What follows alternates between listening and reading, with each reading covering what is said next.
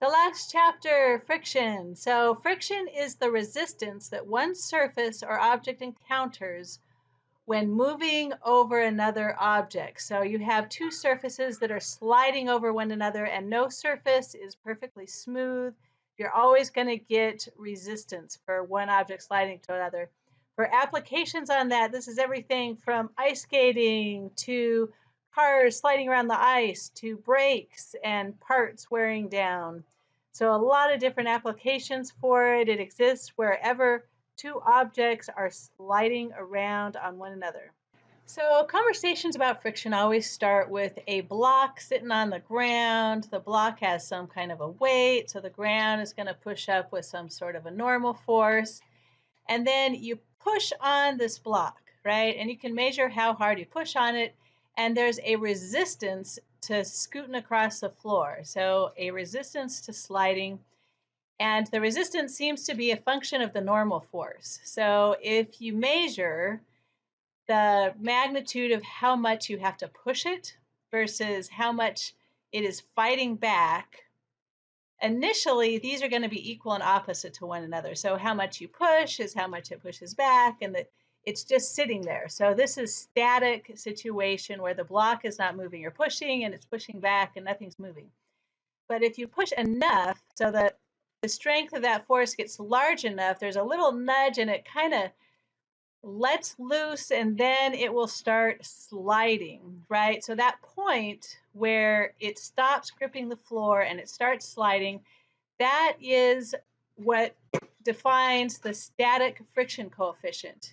And as the block is moving, that would be the kinetic friction coefficient. It's really important to understand this graph right here, and where static friction coefficient applies, where kinetic friction coefficient applies, and then the entire part at the start of that where the block is just kind of giving an equal and opposite force to what is being pushed on it with.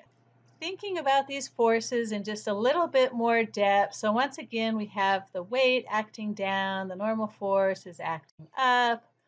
We're pushing against this, and then the friction force is going to resist the motion.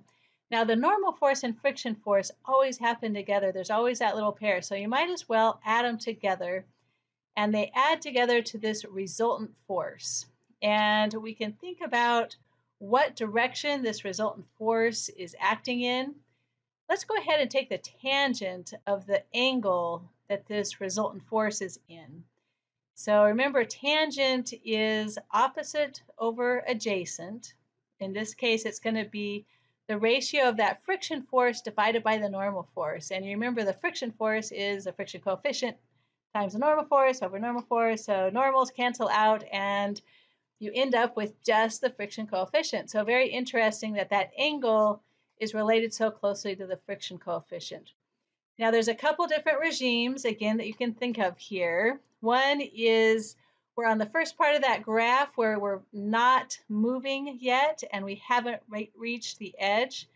The next chunk is where you push on it with the same magnitude as that static coefficient, in which case the angle is the static friction angle.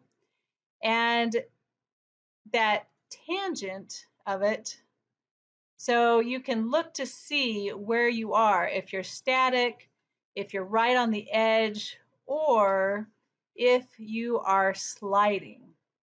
So the case for sliding would be that force is too big for the friction to hold it back. So you're pushing it at a larger force than friction can handle. And in this case, so we're past that static point, and that means that the force that we're looking at is going to be defined by the kinetic friction coefficient. And in this case, the block is sliding. So it's no longer a statics problem. This would be a dynamics problem. There's accelerations happening, and the forces are no longer equal and opposite to one another. One more scenario with the block just sitting on the ground, and this is to prepare you for a couple other problems that are coming up. And that is if we're not pushing straight horizontally on it, if we have some kind of an X and Y component, in this case, the normal force is going to be a combination of both the weight and the y component of that force, and the friction is going to be the x component. So once again, we're going to get into breaking forces in x and y component and keeping track of normal and tangent pieces of it. Let's look at another situation. This time we'll put that old block on an inclined plane. So we'll define the angle for that incline as some theta, and think about where that angle is going to show up in terms of the normal force, the friction force. When you draw the weight, make sure the weight is going straight down. I've seen a lot of people that draw the weight on these things in the direction of the normal force instead of drawing the weight straight down. I think once you put it on a plane, you really start thinking about that perpendicular normal force, but weight is always just straight down. Okay, and then the normal force, 90 degrees to the surface it's sitting on. So just really think about that, 90 degrees and what direction that's in. And friction will fight the motion. So if this is going to be sliding down the hill, friction goes in the opposite direction as the motion. And since friction and the normal force are aligned with this inclined plane, it makes sense to split everything up into normal and tangent components. So instead of x and y, we'll start calling this tangent and normal directions. And just go ahead and draw some lines that are perpendicular to the plane of action and parallel to it. And that'll kind of help you split apart your forces into these tangent directions. So everything in the tangent direction, that's your friction force. So that's the chunk of weight that is not supported by the ground, versus the part of the weight that is in the same direction as the ground. So that's the kind of the balanced part of the force. No motion is happening in this direction. So this is going to be the piece of it that is held up by the normal force. But it really helps to split things into normal and tangent directions. Okay, as we're thinking about kind of this angle and where that angle is going to show up and define the normal and friction. So if you turn this into a 90-degree angle triangle, you can see that original angle shows up over here. It also shows up over here where that weight force is. And draw big, huge triangles everywhere and draw diagrams that are large enough so that you can label all of those angles and see where that same one is popping up in different places. Okay, mg sine theta, so this is the part that will go into the friction force, and then the cosine adjacent side, this is the part that will go into the normal force.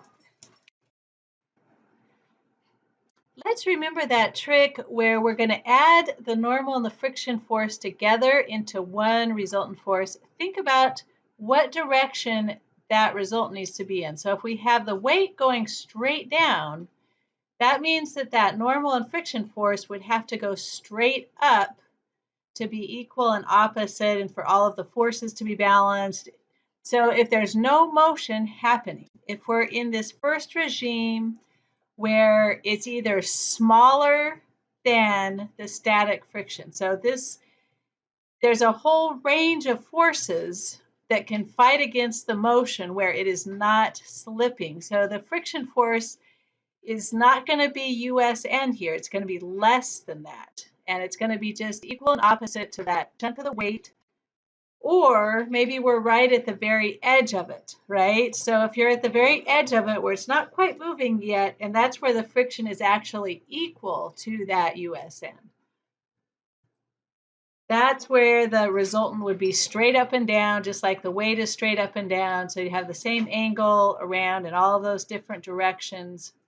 So that's the first chunk. What happens if we're sliding? So if we are sliding, then our resultant is not going to be straight up and down anymore because the friction force is not large enough to fight against the mg sine theta piece of the weight.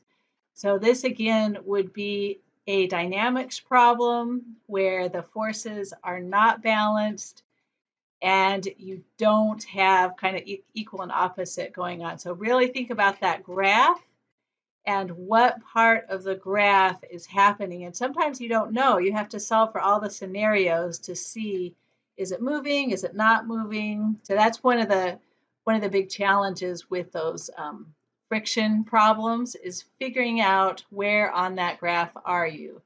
If you're stuck in place, if you're right on the edge, or are you sliding? And you have to kind of solve for each of those scenarios to figure out what's going on.